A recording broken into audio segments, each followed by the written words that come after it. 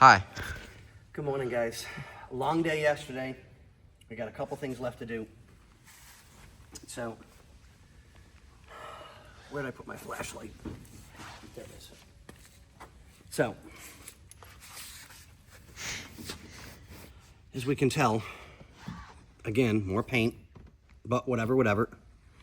So, that's pretty messed up in general. So we've got our nice new one that's coming in. I mean, you can see the difference in, let's see. You can see how thick or how long that piece is compared to that one.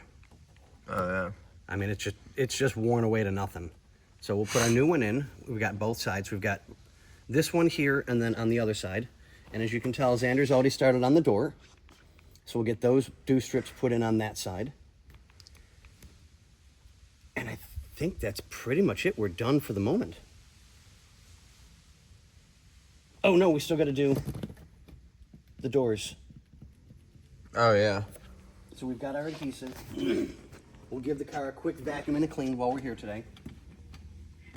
Get it all taken care of because it's gotten dusty with us being in and out, and the doors are open while we're working and stuff. So we'll get it all cleaned up, Will. Okay, this one's gonna be a short one, straightforward to the point. And back to work, guys.